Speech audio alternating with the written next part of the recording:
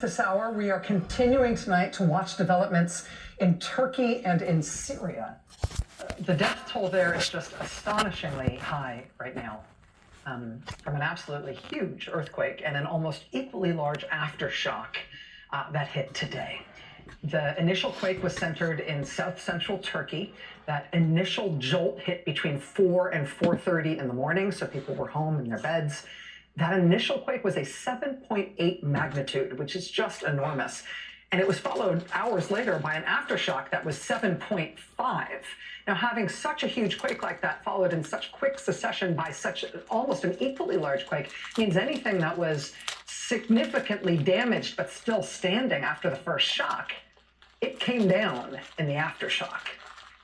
In Turkey alone, they're saying there are more than 5,000 buildings that have collapsed across 14 different Turkish cities.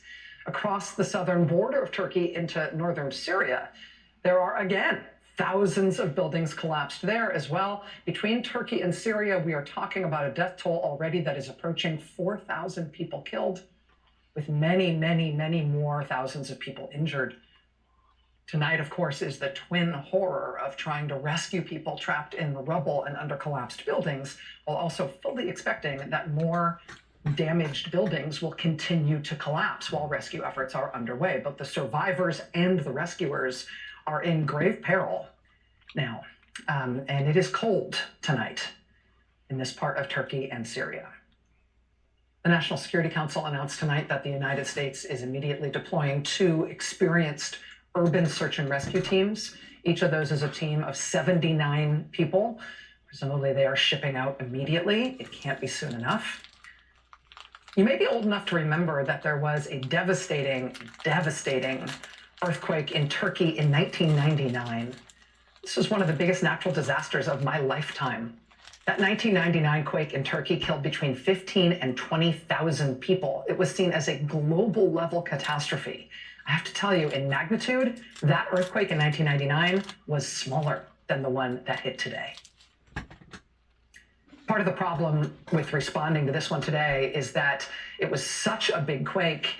It has flattened buildings in such a large area. 10 different Turkish provinces are in emergency response right now. And then in Syria, it's almost an equally large affected area. But in Syria, the response is complicated by the ongoing civil war there and the refugee crisis that it has created. The International Rescue Committee is calling the situation in Syria in particular an emergency within an emergency. Again, the death toll already is almost unbelievably high. It is nearing 4,000 as of right now, but there is reason to worry that that number is going to rise substantially. It is potentially going to be rising by a multiple. This is a big enough disaster that it is going to change this part of the world.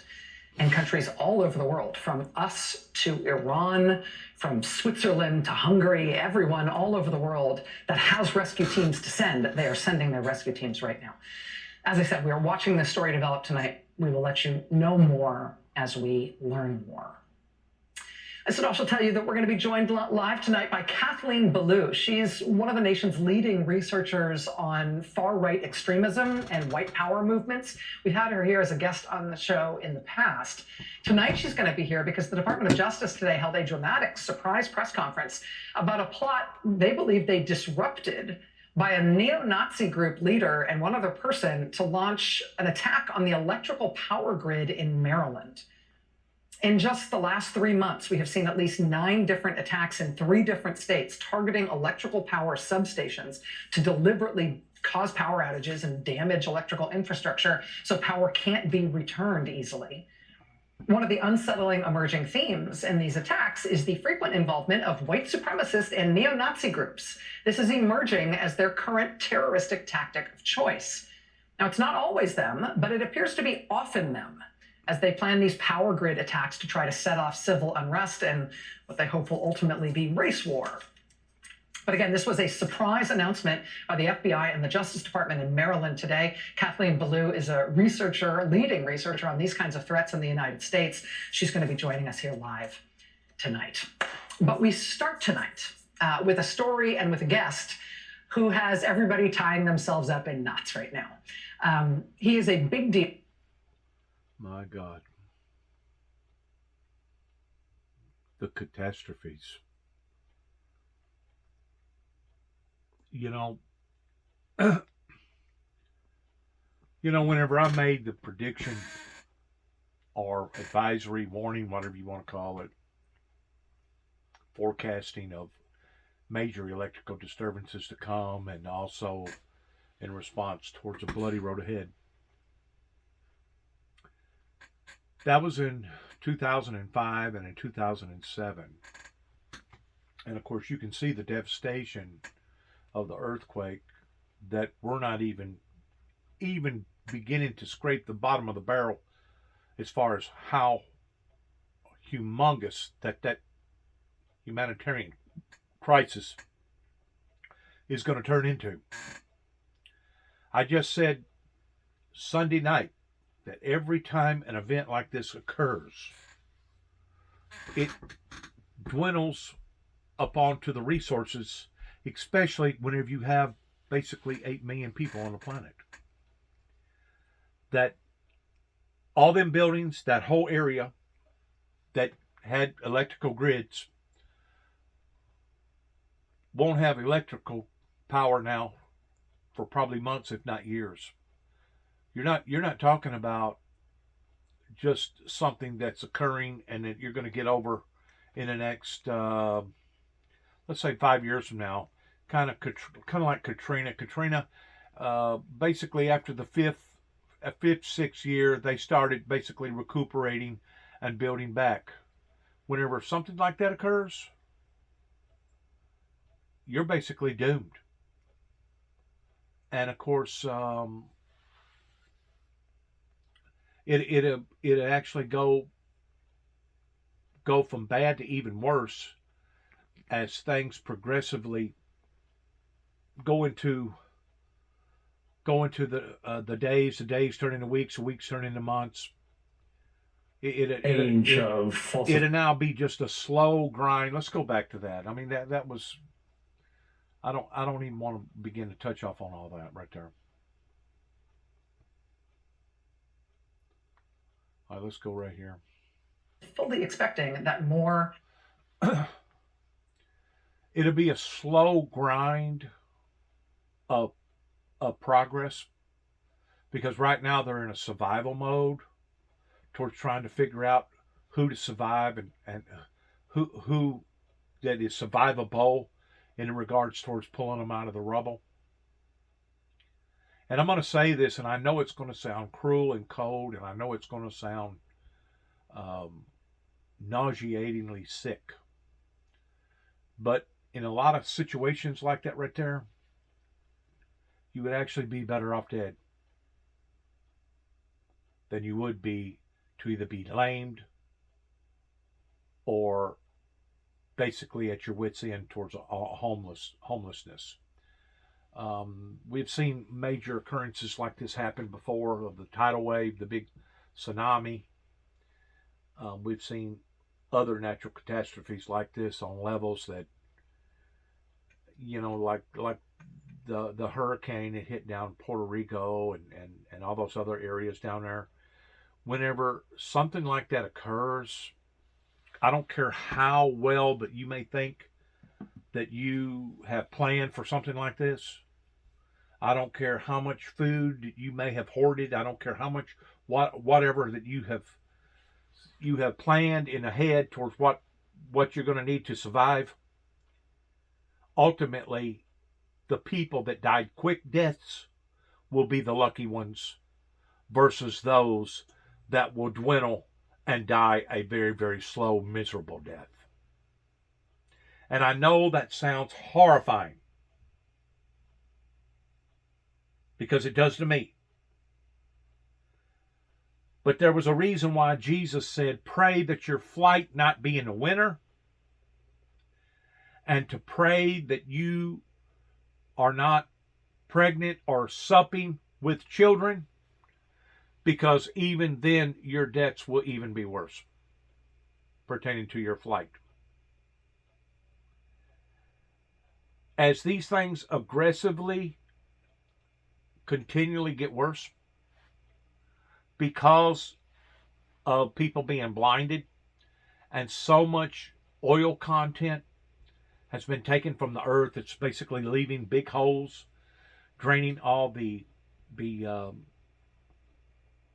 precious resources out of the ground, creating these vacuums and etc. And plus disturbing the internal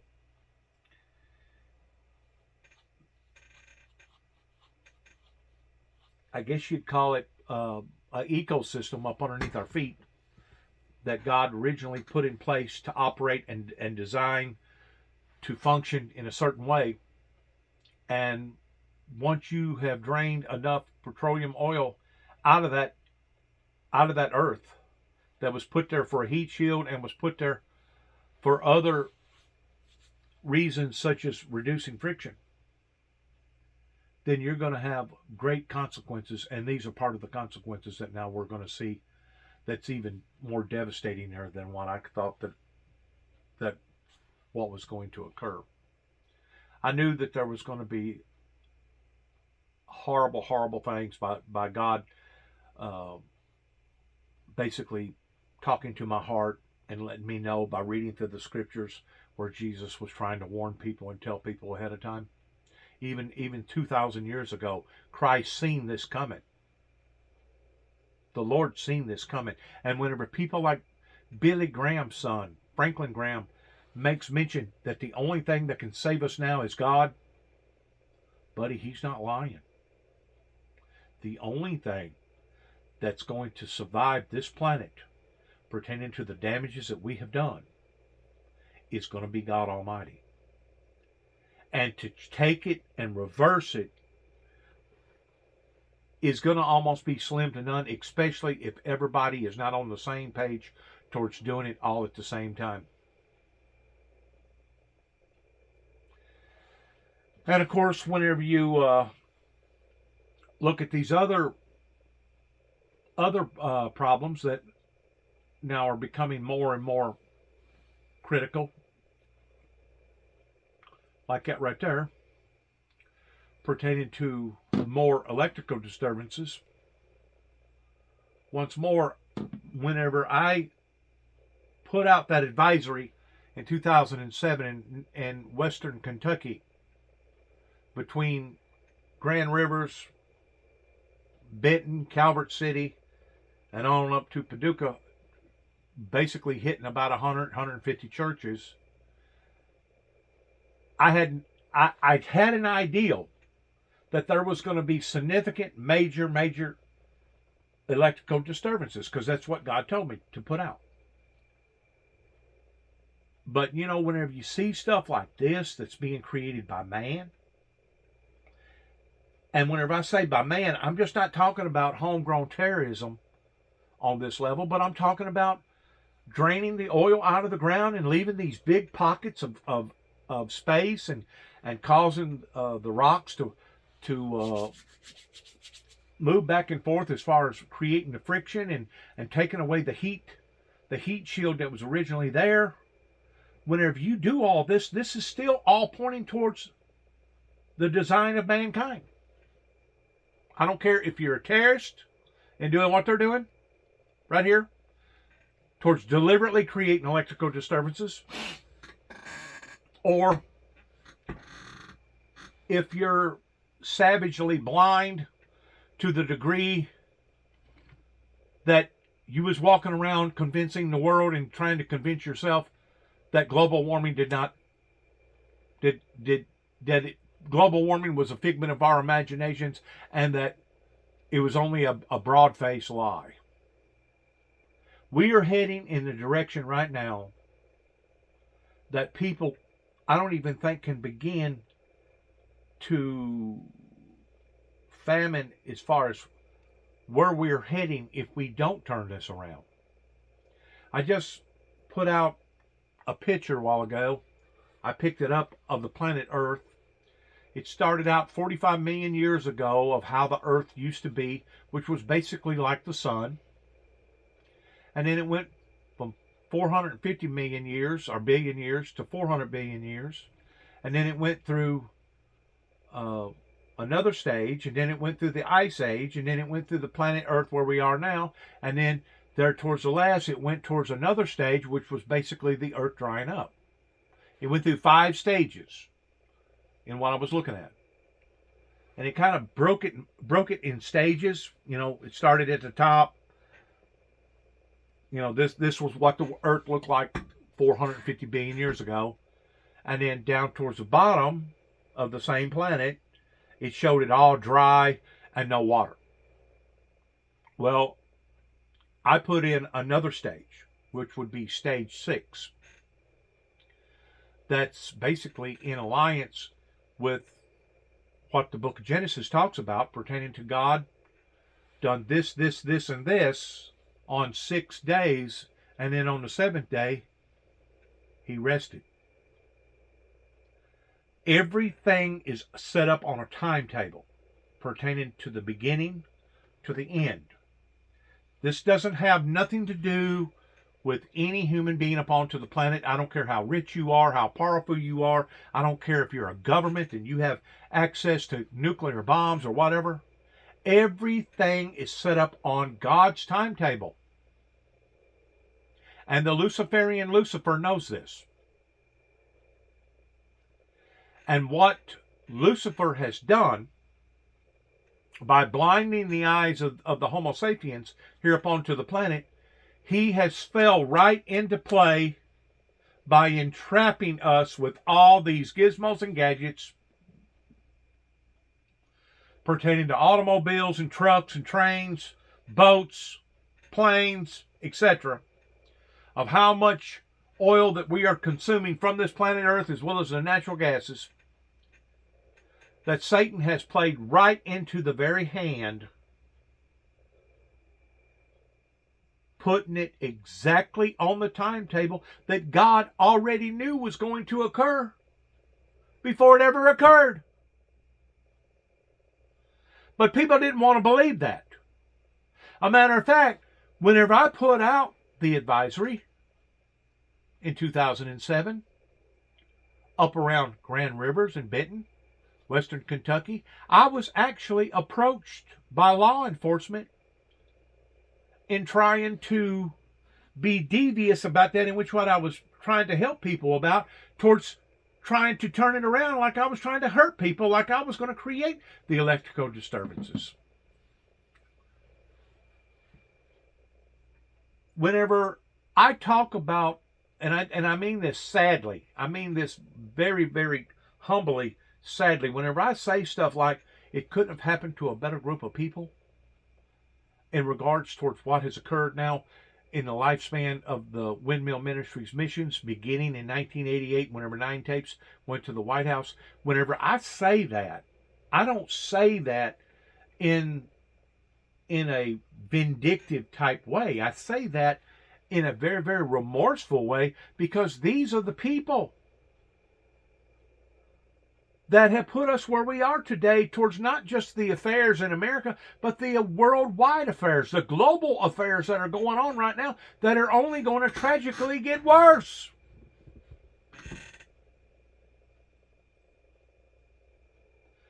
There's only one way to reverse this. And it's going to take a supernatural force pertaining to God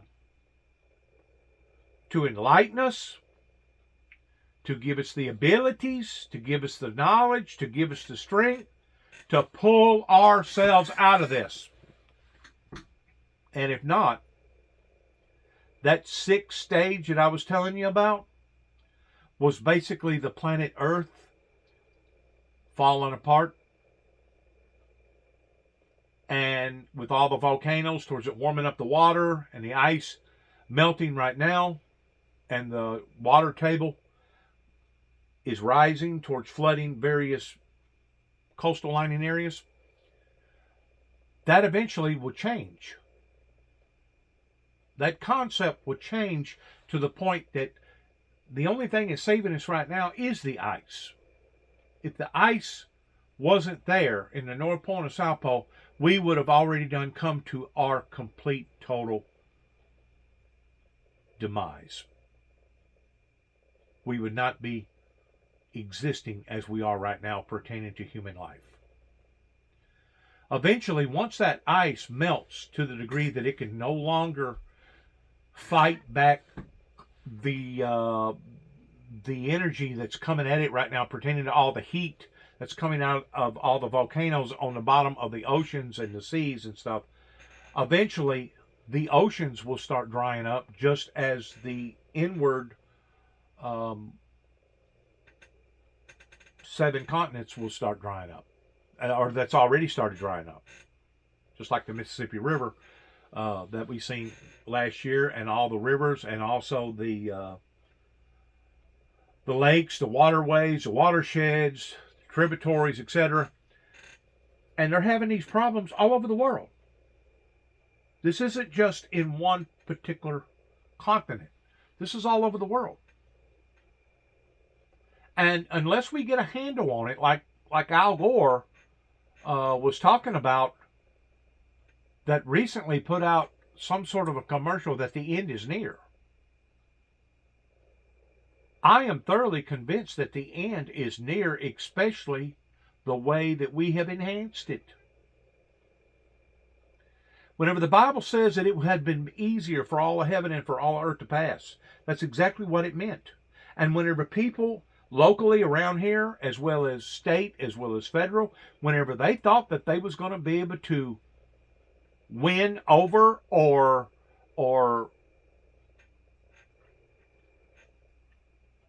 conquer in their attempts towards trying to destroy what the Father had already put in place pertaining to the anointing of the Windmill Ministries missions, whenever I sit back and say that this is all backfired on them, and whenever I sit back and say it couldn't have happened to a better group of people, I mean that with earnest sincerity of despair. We think that COVID was a harsh lick, in which it was. COVID was very, very hard. And America, we have seen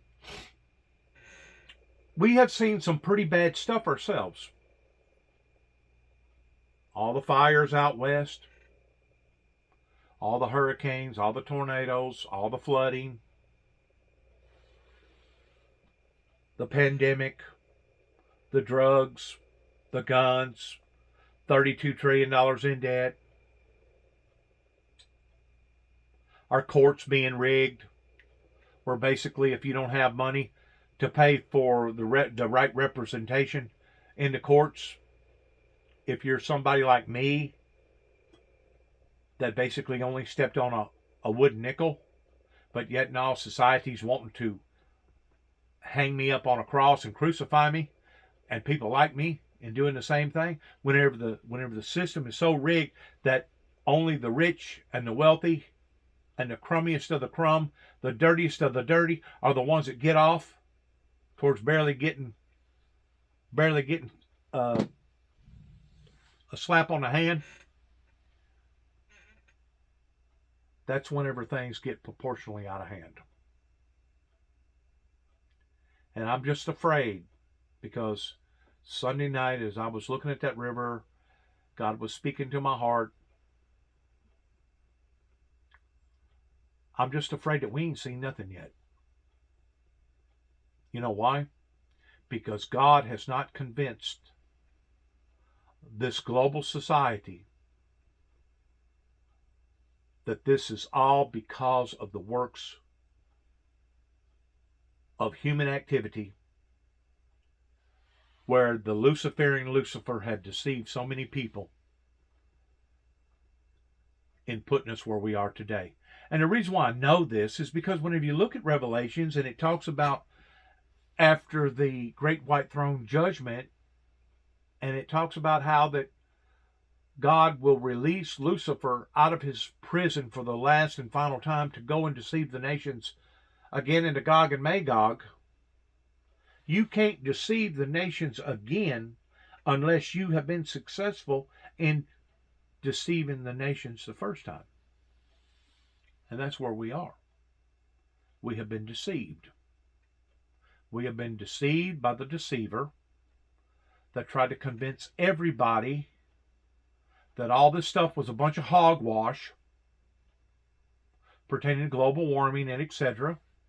That everything that this individual that was the founder of the Windmill Ministries was just a bunch of hogwash pertaining to the two hands that come out of heaven that mysteriously saved my life 40 years ago in 1983, as well as the crown of thorns that was placed upon my head, spiritual crown of thorns, as well as me meeting the Luciferian Lucifer that masterminded 9/11. Everybody thought that this was all a bunch of hogwash. And if you haven't been raised up in the South and you get a hold of this particular video, if you look the word hogwash up, it's slang by saying it's a bunch of BS. They thought that the stuff that I was talking about and the material that I was putting out to the general public, that I was so devoted towards getting out there, they thought it was a bunch of hogwash, a bunch of nonsense. Or that I had the wrong motives, that I was doing it for either one reason or another, and I can't think of nothing or nobody that would be willing to have went through the hell and the misery that the Windmill Ministries has went through and have not received a dime. I can't think of nobody that would want to go through that type of cruelty by losing families, friends, loved ones, jobs, having all these lies told upon me about this that was basically coming out of the so-called church world at the time. I hate to say it, but I just got through talking to an individual over in Kenton, Tennessee, and he explained to me that 90% of the people that has given him a hard time in Kenton was those that profess that they're Christians, but yet no, they want to ignore him, they want to spit on him. And I realized that the guy, he's got some problems. He's not originally from here. I realized that, there are certain areas that need to be improved. But isn't that the same way with all of us? Don't all of us have areas that could be improved? Sure it is. Sure it is. I don't care how smart you are, how pretty you are, how educated you are. I don't care how wealthy you are. Everybody has qualifications that can be bettered, that can be improved. And I really, really hate that it is obviously taking this much grief and sorrow just to get us to stop momentarily and start thinking about what the hell is going on here. 9/11 was very short-lived, and that was supposed to have been our wake-up call. That never was. Just like the earthquake in 1999, just like the typhoon that hit that killed over 500,000 people, or that's what they estimated towards. These horrendous, huge, great sorrows that are falling upon to the planet, just like COVID, of us losing 1 million people plus here in America in the past 2.5, 3 years. God put those warnings and he put those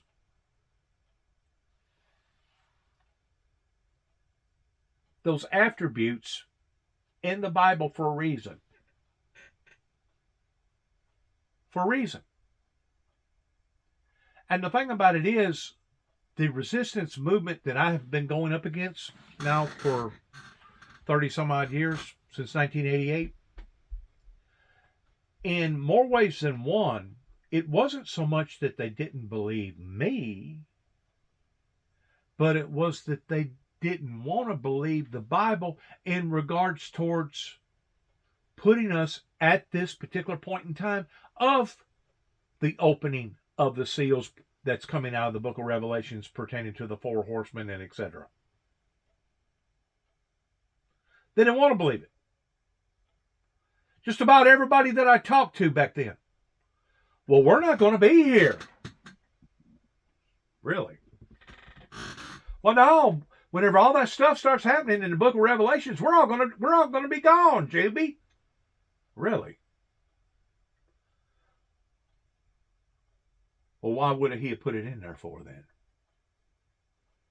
Why would he, God the Father, have put it in there? Be thou faithful unto death, and he who shall overcometh sin, overcome the fear of death. He who shall overcometh will not have to worry about the second death. And he talks about women who are pregnant, giving sup. Pray that your flight not be in the winter. Pray that your flight not be on the Sabbath. Pray that you not be pregnant or having child, because during the time of all this stress and remorse, it's going to be that much more even worse on you. So whenever I put out the advisory that I put out in 2007, that basically costed me so dearly, not just in what happened in my life in 2007, but what happened in my life in 2010, and then what happened in my life in 2012. 3 different major events, all coming out of the same group of people in LBL, Land Between the Lakes, pertaining to TVA and the Kentucky authorities in Western Kentucky. 3 major events happened in my life from 2007 to 2012. In a 5-year period, they basically rolled me through the coals, the hot coals, towards trying to destroy my life. And now, the very thing that they intended for me is now coming back and haunting them. As these things progressively get worse, you will see humanity turn into nothing but vicious animals. Just like what I was talking about a while ago pertaining to that earthquake. The lucky ones are the ones that have perished. And I know a lot of people, because of the lifestyle that they have been acquainted with for the past 20, 25, 30 years, they're going to shake their heads and say, well, this guy's nuts. Am I? I guarantee you could go back to those people in the next 6 weeks from now and talk to them after the stink and after reality finally sets in pertaining to what they're dealing with. And they probably wouldn't argue. I probably would not have no argument with none of them in the regards towards the lucky ones are those who have died. Whenever it comes to the suffering, whenever it comes to the agony, whenever it comes to the pain, whenever it comes to the long psychological, emotional, physical distress that'll be placed upon them people because of this particular situation. And it's been happening in little pockets, regardless whether it was tornadoes, floods, famines, fires, COVID. It's been happening in little pockets. But I'm just afraid that it's going to open up. And if we don't wrap our minds around this and get our hearts around this and what's happening to us, it will be the death to us all. Just as Jesus Christ himself taught that we will die in our sins, that's basically where we're heading. Once more, Jesus said that it would have been easier for all of heaven and all of earth to pass than for one jot or for one tittle to fail. They thought by them coming against me that not only that I would fail, but that the very Creator who created all this, including the prophecies out of the King James, that he himself would fail. So this movement hasn't just been a physical movement pertaining to the people that didn't want to support an individual under the heading of the Windmill Ministries missions. This has been a spiritual demonic movement that they thought that if they could have stopped me, they was going to stop the inedible. And instead of them stopping the inedible, it looks like all they have done was enhanced the inedible. Because I promise you, that in and of itself is and I don't know if I can explain this right or not to make it sound right, but whenever Jesus said that it would have been easier for all of heaven and all of earth to pass, that was basically an scapegoat, as the humans call it, in regards if all else fails, then we're going to go to that. Because it says quite clearly in the book of Revelations that God will destroy humanity for destroying the planet, and that eventually he will recreate a new heaven and a new earth. And I personally believe that at one time the planet Earth was a lava burning star or planet. Now they talk about the big boom. Who's to say that there wasn't some sort of big boom?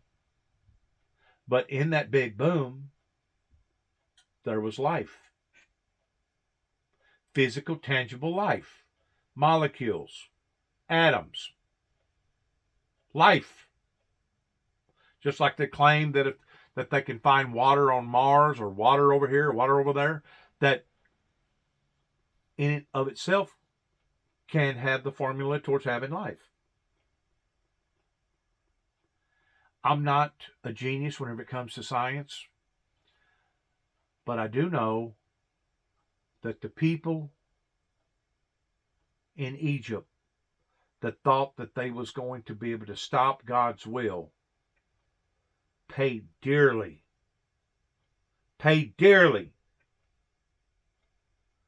for that type of a disruption. And I'm just afraid that before it's over with, and I mean this with a remorse heart, that before it's over with, we haven't seen nothing yet pertaining to grief, destruction, and sorrow that will fall upon to the land in not just places like Turkey, Syria, not just places like Ukraine, not just places like the Yemens that the Saudi Arabians has been massacring, not just in places like Africa or other areas that's been struck by hurricanes like Puerto Rico, not just in places like Mexico with all the drugs and the cartels, but I'm talking about all over the planet.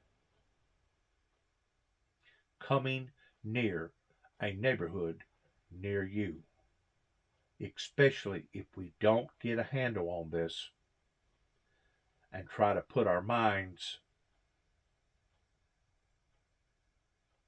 ahead of our hearts and start realizing what humanity has done to itself here because of the wicked one who had deceived them in thinking that all this was just a bunch of hogwash. We ain't seen nothing yet pertaining to the suffering and the death that we're fixing to see over in Turkey and Syria and that whole area. That will affect that whole area. Matter of fact, in some degrees, it will affect all of us.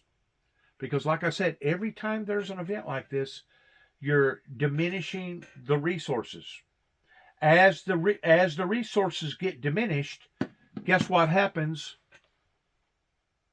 Guess what happens? It's all based around supply and demand. Well, whenever you have more of a demand and you have a supply, guess what happens to the supplies? Bingo, you got it. They usually shoot plumb out the roof.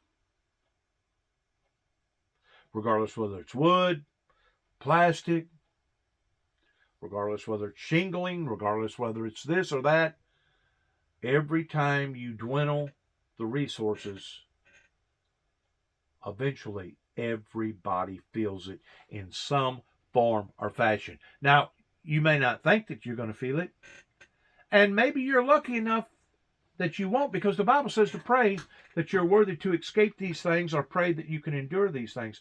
And I pray to God that that would be the case on everybody's case, but I know that that's not going to be the case. Because that same type of pain and suffering that we're seeing pertaining to the earthquake,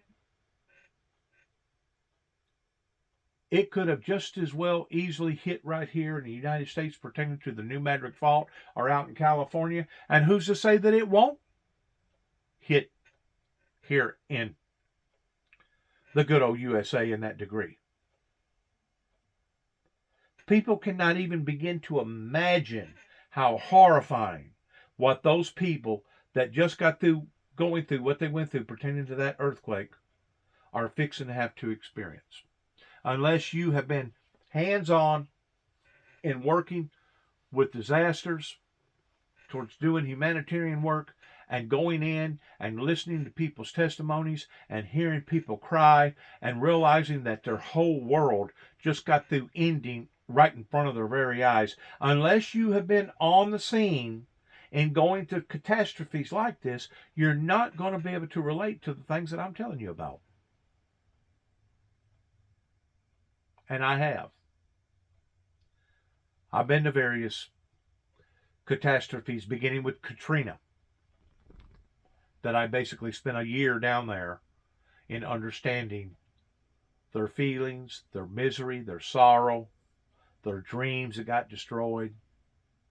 And I've been to other smaller catastrophes with major tornadoes and etc., flooding and etc., hurricanes and etc.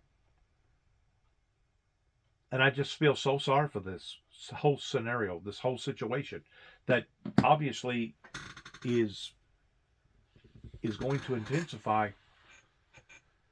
because of a group of people that thought that they could win over or beat the very creator that created all of us to begin with.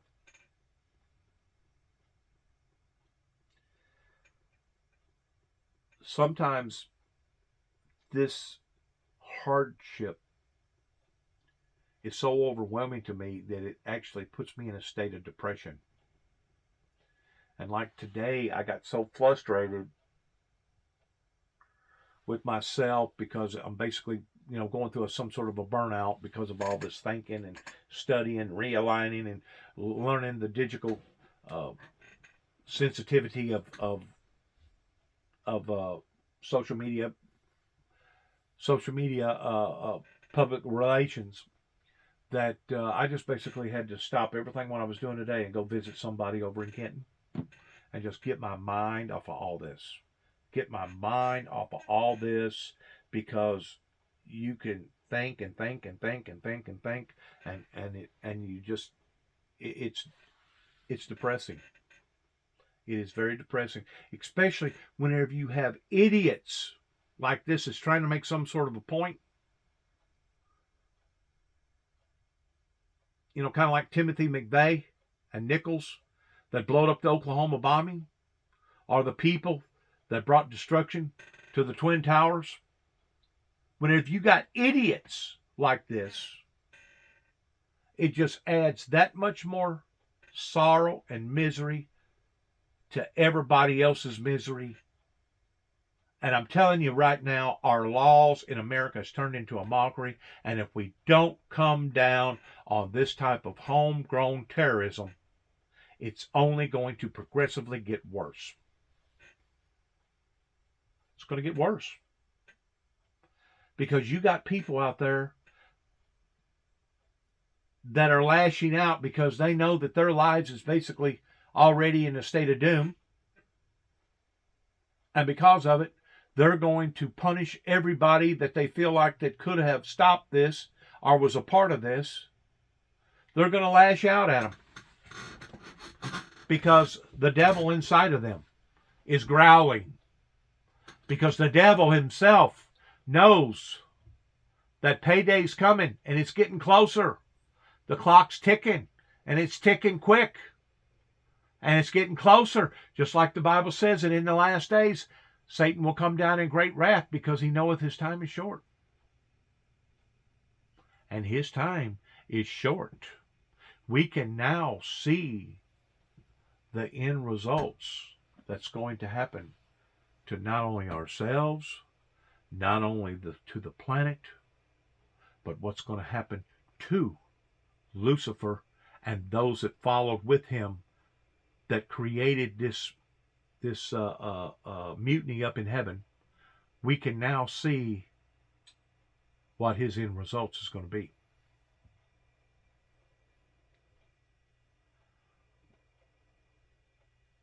Them as they plan these power grid attacks to try to set off civil unrest and what they hope will ultimately be race war.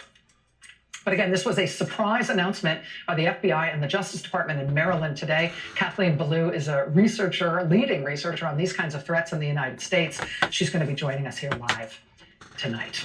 But we start tonight. So now let's go forward. Let's boost this thing up, put it on warp drive, get through all this.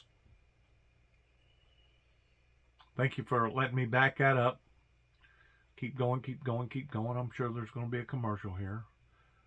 Let's stop. No, they're still on the same thing right there. Let's go forward. Come on. Come on.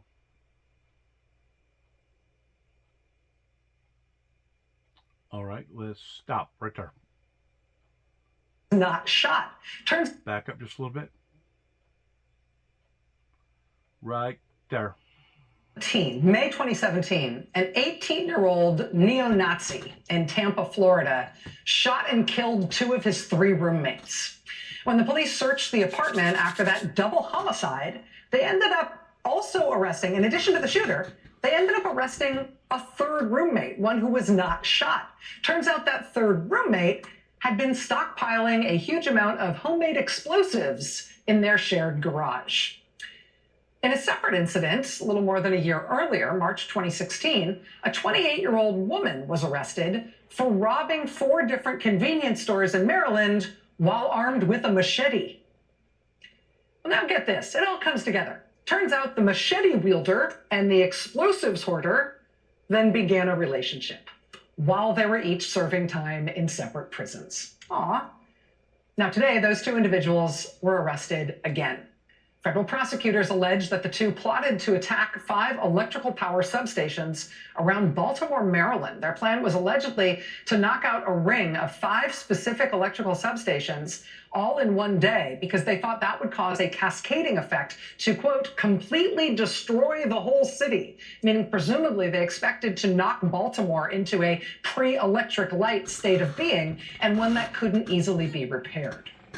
Now, if that whole idea to shoot up electrical substations to knock out the power semi-permanently and cause major chaos, if that plan is giving you deja vu, you are not mistaken. There have been at least 9 attacks on electric power substations, at least 9 attacks across 3 different states just in the past 3 months. Just in the past 3 months. In the past 3 months. Now, if you'll back that up, whenever I first gave out the advisory or the warning in 2007, compiled with all the natural catastrophes that people's been experiencing, bingo. Now you get the ideal of why God told me to put it on paper that electrical disturbances, major electrical disturbances was coming. Major. Intense. I mean, just within a week before Christmas, I think it was, about a month and a half ago, the state of Tennessee, the Tennessee Valley Authority that operates and produces enough power to about, the way I understand it, about 7 states, had to go through rolling blackouts because it was hit with an unusual event of a Siberian cold front that come down, that went all the way down plumb past I guess, Brownsville, and it was so cold that it made the demand so high that the only way that they could operate was to back it off towards having these blackouts. And if they didn't do that, they was fixing to burn up the whole system. Kind of like the same thing that what happened to Texas about 4 years ago, whenever the same thing happened, and it caught them off guard, and it basically fried them. Now, you can make these transistors, you can make these transformers, you can have people that works on them and wires them up and does this and does that. But eventually, whenever you take on enough licks like this, those reducers and those transformers and all the materials that makes all this stuff is going to be dwindling down. This is part of their resources. And they, I don't know how many semiconductors that they make and all the above, but they probably need to be doubling up on making all this stuff, because if not, the way that we're going, especially seeing major events, eventually they're not even going to be able to maintain what they already have, much less extend and grow and get out there even more so than what similar towards what they have been doing as far as growing in leaps and bounds. That's one of the problems that Tennessee is facing right now, which I guess in one way it's a good thing, but in another way it's a bad thing, that we have grown in the past 40 years, and we've got basically double the amount of population today than what we did have. We got something like 7 million people in the state of Tennessee, and you go back about 40 years ago, there was only about half that.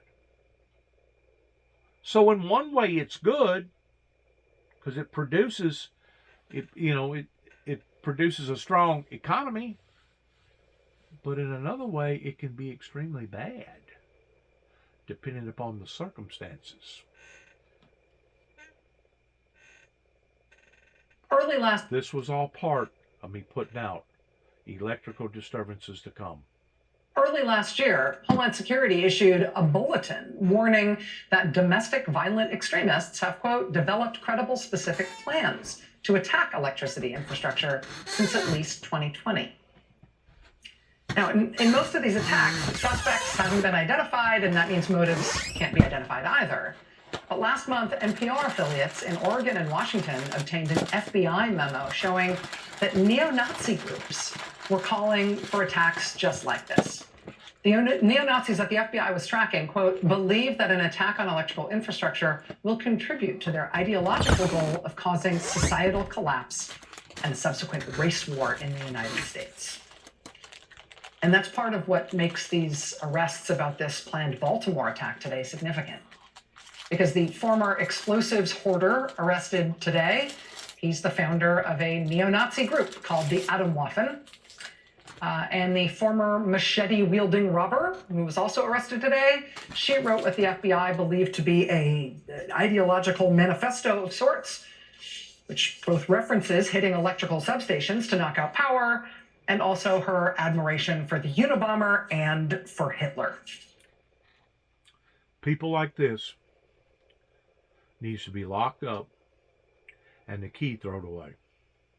Or better than that, you need to lock them up, take them down to Guantanamo Bay, which is in Cuba, and put them in there with the rest of the bad people, the rest of the terrorist people, and give them a dose of their own medicine. But in a way, by me saying that, all these people that has come against the founder of the Windmill Ministries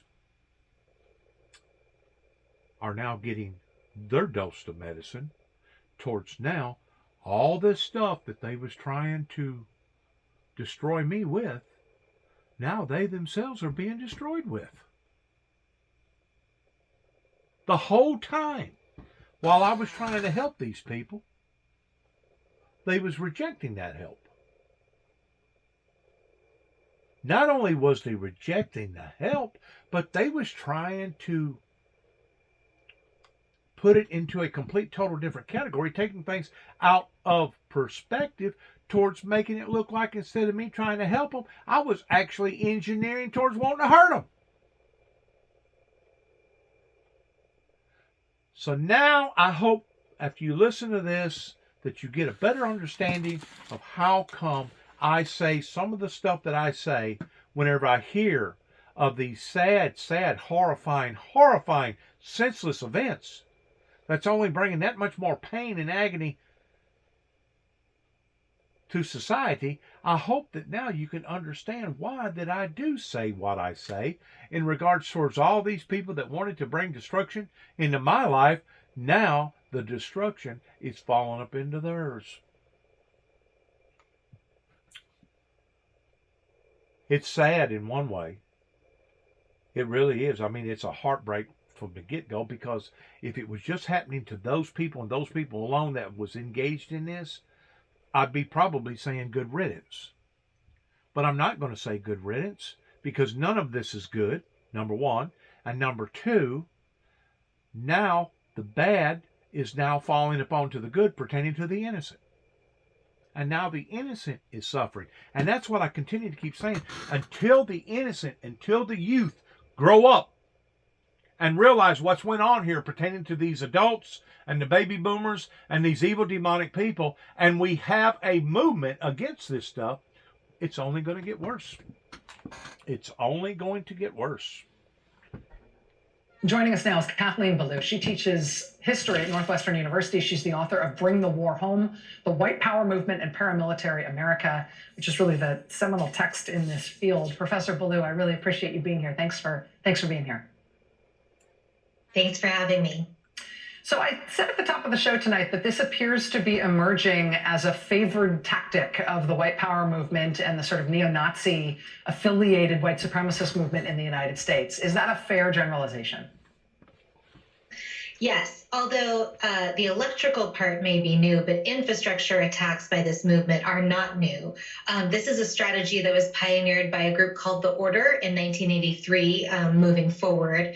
And that group is sort of the base of the tactical base for Adamov and 1983. Does that date ring a bell? 1983 is when we started seeing all the water supplies and the rivers starting to go dry. We started noticing a significant difference in our weather patterns pertaining to global warming, environmental crisis. In 1983, that's whenever my life was spared. In 1983, I had a family members that was attacked to the point that he wound up losing his whole family in a fire.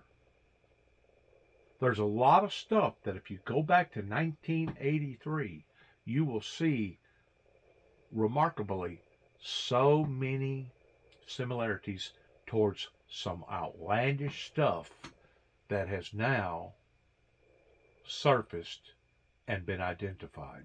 Division, which translates to the base. So infrastructure attacks are one kind of violence among several others that are all played out in a strategy in common in order to bring about what the movement seeks, which is the overthrow of the United States, the creation of a white ethno-state, mass violence against communities of color, and even genocide against non-white peoples. So infrastructure attacks sit next to show of force violence like the January 6th attack on the Capitol and mass casualty violence like the Oklahoma City bombing. All of these exist together within one broad ideology in the white power movement. I've heard this described as accelerationist tactics, and I know that's an awkward word, but I wonder if you can sort of explain the thinking there, because I feel like there's a little bit of a leap of logic to it, which makes it not translate to non-expert sort of just news consumers about this. I mean, the idea is that you'd attack infrastructure, you'd cause people material pain, you'd cause chaos and upset, and then somehow there's a slippery slope that results in race war and white people taking over and genocide against non-white people. Like, why do they believe that infrastructure attacks and resulting chaos ultimately accelerate us to some race war future where they think they're going to win? They don't. They're just using that for an excuse. All they want to do is create havoc. These people are of the devil, and they want to bring harm and hurt, just like the Bible says that Satan is out to kill, steal, and destroy. These people are working for the devil. They don't have to have an excuse of any sort, regardless whether it's a logical one or not. They're just lashing out. They're working for the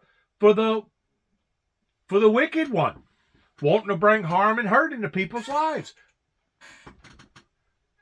Satan has increased in power, and he has increased in his abilities towards motivating people in the wrong way. So, infrastructure attacks and mass casualty violence and show of power attacks are all meant to do the same thing in the ideology of this movement, which is laid out in books like the Turner Diaries and in movement ideological writings of other kinds. They are all supposed to awaken other people to what these activists see as the staggering state of emergency problems that face white people. The woman arrested today in that piece of writing apparently said to an informant that she would do anything for my people. This is the idea of white people as her race and as her nation. It reflects a sense that white people are being extinguished and will be apocalyptically vanished if action is not taken. So infrastructure attacks like taking out the power supply in Baltimore, taking out heat, taking out the ability of hospitals to perform their operations, right? If you don't have hospital electricity, you can't run the basics of any of our systems. These are meant to make other white people awaken to these injustices as perceived by these activists. Now, I have heard similar type theories that she's talking about right there coming from the Aryanhood, the Aryan Brotherhood. I have heard of this same theory, that they felt like that their DNA, their race pertaining to being white Americans was dwindling and basically deteriorating and going away. I don't know who started that ideology. I just know that it fits under the same type of ideology as Nazism's whenever Adolf Hitler wanted to destroy and exterminate all the Jews. It's of an evil, demonic source. It's basically anti-Semitism, but it's just in the fleshly sort. And to think that they got a right to bring harm and hurt into innocent people's lives just tells you how idiotic and asinizing that this ideology is, that I guess is growing in leaps and bounds. Like I said, the first time that I was adapted, or the first time that I was acquainted with this ideology was whenever I was in jail, and they basically put me in a whole pod, believe it or not, a whole pod of nothing but Aryan brothers, or the most of them was Aryan brothers. And man, did I ever get my earful pertaining to what they thought and what they believed and what they was willing to die for. Unbelievable. The ideology out there that is stemmed from evil.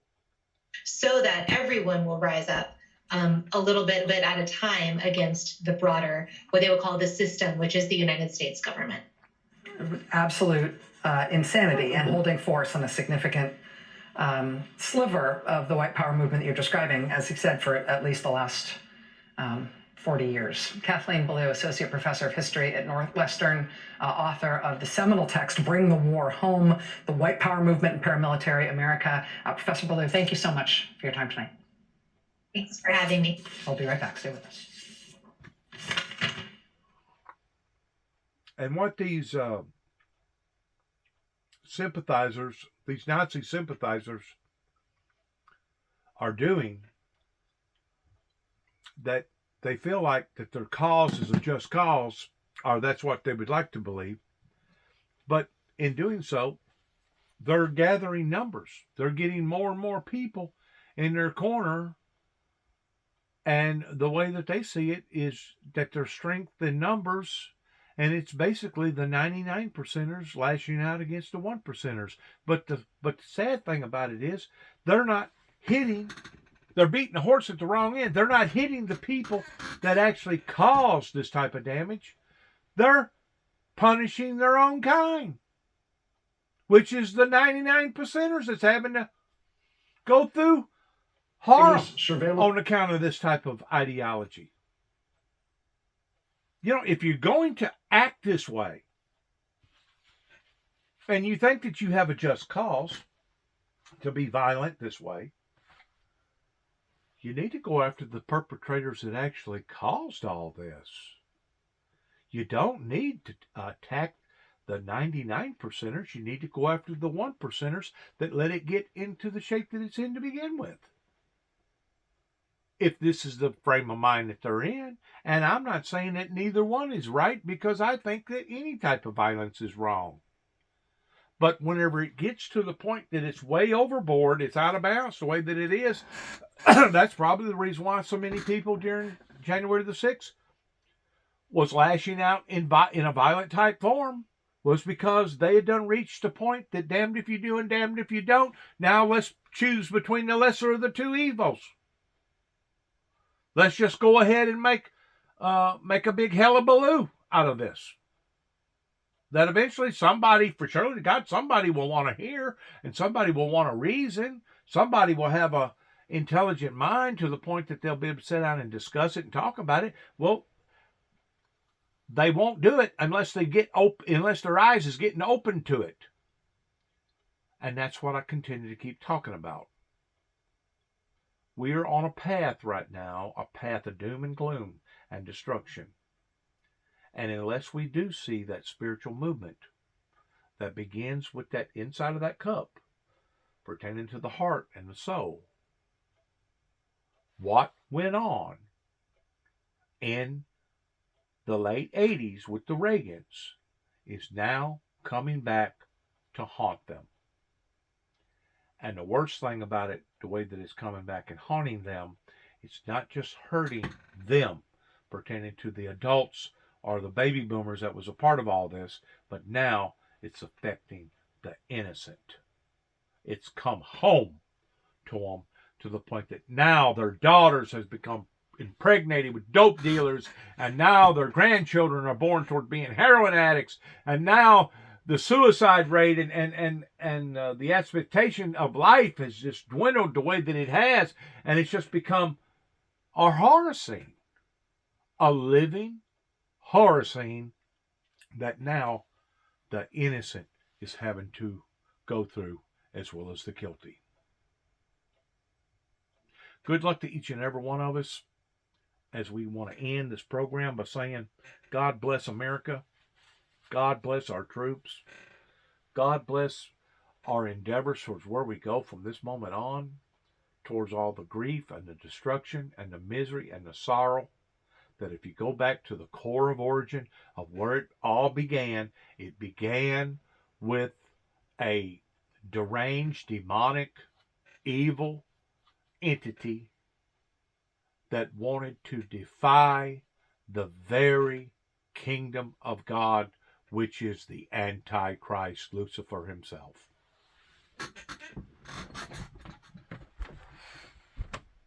Shalom.